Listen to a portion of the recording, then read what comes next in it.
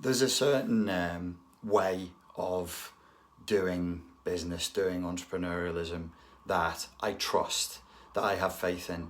I think, I'm going to give it the big one, but like since a fairly early age, I was involved in many startup businesses. It wouldn't be an exaggeration to say that since the age of 14, this is just the way that my family was, I would have been, so now I'm 40, involved in probably over 40 different startups of some form. Obviously, most of those failed. So I have a certain approach, and there are certain things that I like to see. And I think there's an ethic. I think the issue of entrepreneurialism comes down to a certain ethic. And you do need to have a certain mental toughness as well. And there are certain disciplines that you must stick to make a business work. And make no mistake about it, you make it work.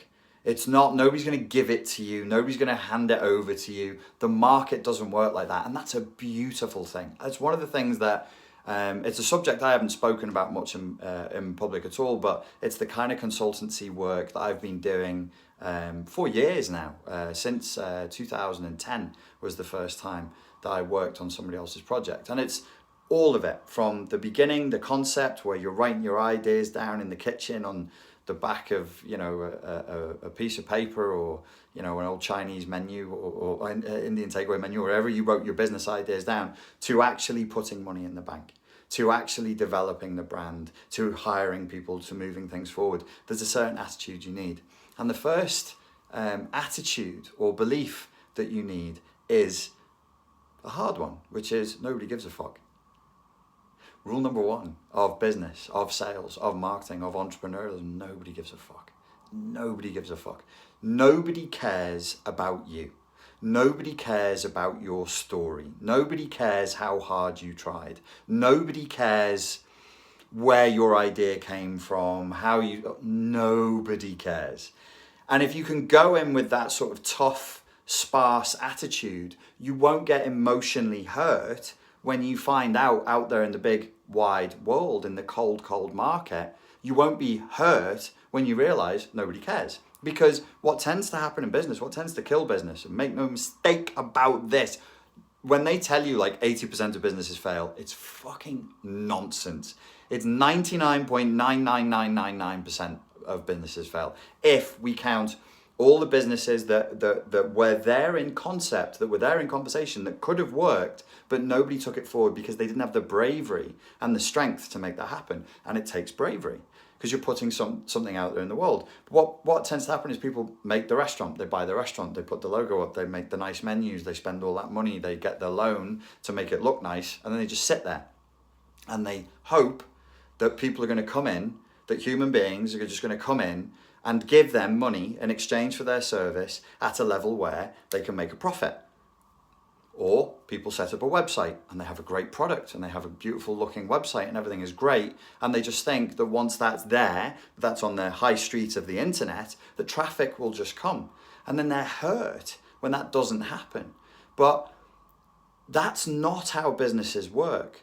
There is, and you will say to me, well, I know of cases where that did work. And I'll say, yes, but they're the exceptions that prove the rule. Some people get lucky. Their first business, their first attempt of their first business works, but usually not. Usually there's a huge amount of failure. There's a huge amount of heartache. There's a huge amount of pain, and it's emotional pain. It's a heartbreaking experience or it can be if you're unprepared, as I was.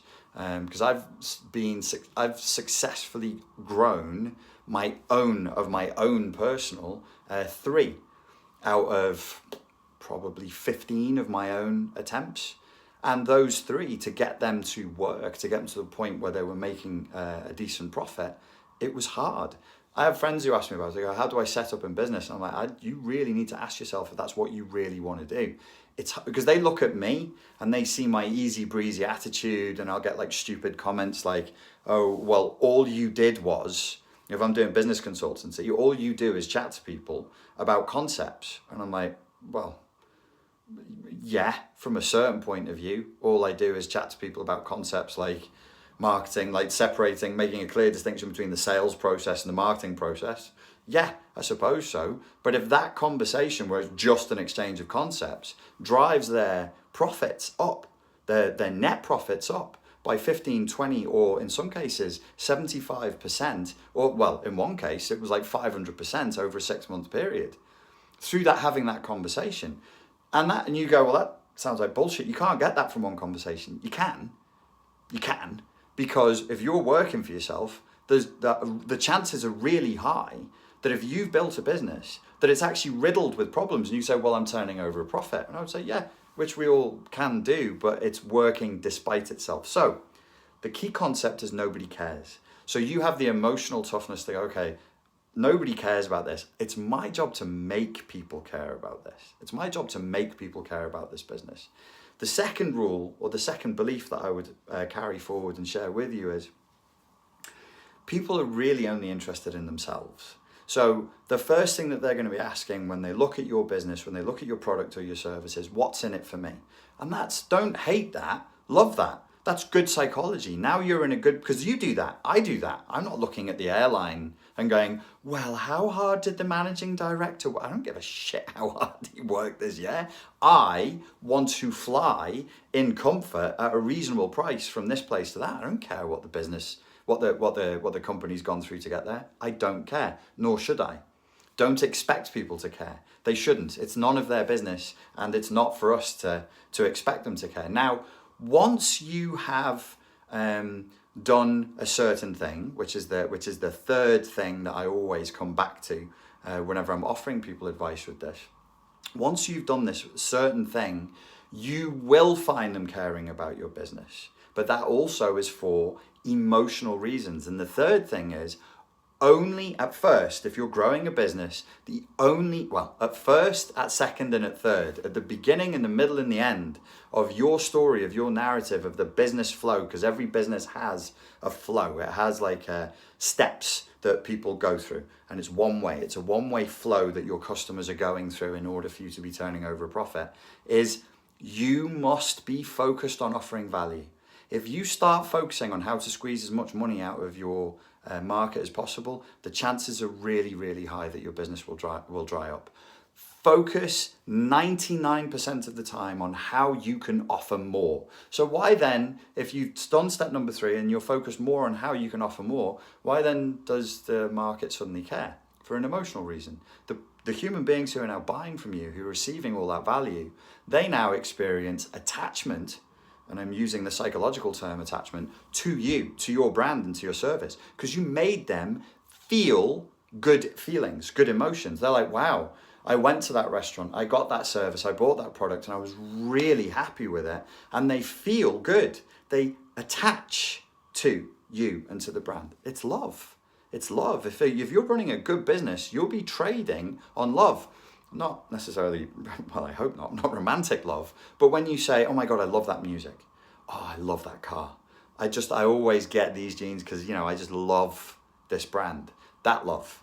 But that's what you are trading from. You've got to inspire that in your market. It's if you like, it's almost like a psychology and emotion-based way of moving things forward. When you come from that perspective, everything will change in your business. Everything will change.